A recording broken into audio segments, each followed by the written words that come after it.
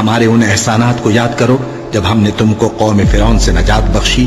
وہ لوگ تم کو بڑا دکھ دیتے تھے، تمہارے بیٹوں کو تو قتل کر ڈالتے تھے اور بیٹیوں کو زندہ رہنے دیتے تھے، اور اس میں تمہارے پروردگار کی طرف سے بڑی سخت آزمائش تھی۔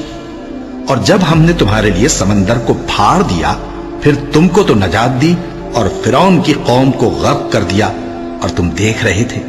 اور جب ہم نے موسیٰ سے 40 رات کا وعدہ کیا تو تم نے ان کے پیچھے بچڑے کو معبود مقرر کر لیا اور تم ظلم کر رہے تھے۔ پھر اس کے بعد ہم نے تم کو معاف کر دیا تاکہ تم شکر کرو۔ اور جب ہم نے موسیٰ کو کتاب اور معجزے عنایت کیے تاکہ تم ہدایت حاصل کرو۔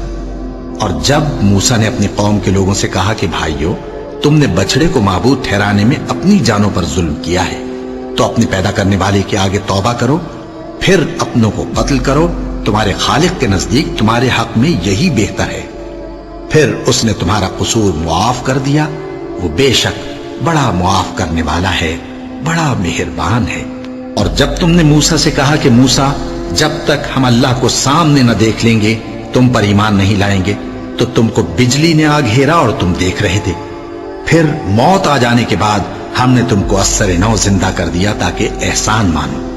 اور ہم نے بادل کا تم پر سایہ کیے رکھا اور تمہارے لیے من و سلوہ اتارتے رہے کہ جو پاکیزہ چیزیں ہم نے تم کو عطا فرمائی ہیں ان کو کھاؤ پیو، مگر تمہارے بزرگوں نے ان نعمتوں کی کچھ قدر نہ جانی، اور وہ ہمارا کچھ نہیں بگاڑتے تھے بلکہ اپنا ہی نقصان کرتے تھے۔ اور جب ہم نے ان سے کہا کہ اس گاؤں میں داخل ہو جاؤ اور اس میں جہاں سے چاہو خوب کھاؤ پیو، اور دیکھنا دروازے میں داخل ہونا سجدہ کرتے ہوئے اور حطوتن کہنا، ہم تمہارے گناہ معاف کر دیں گے اور نیکی کرنے والوں کو اور زیادہ دیں گے۔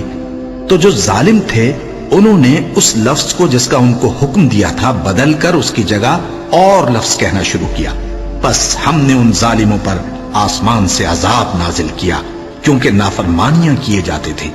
اور جب موسیٰ نے اپنی قوم کے لیے ہم سے پانی مانگا تو ہم نے کہا کہ اپنی لاٹھی پتھر پر مارو۔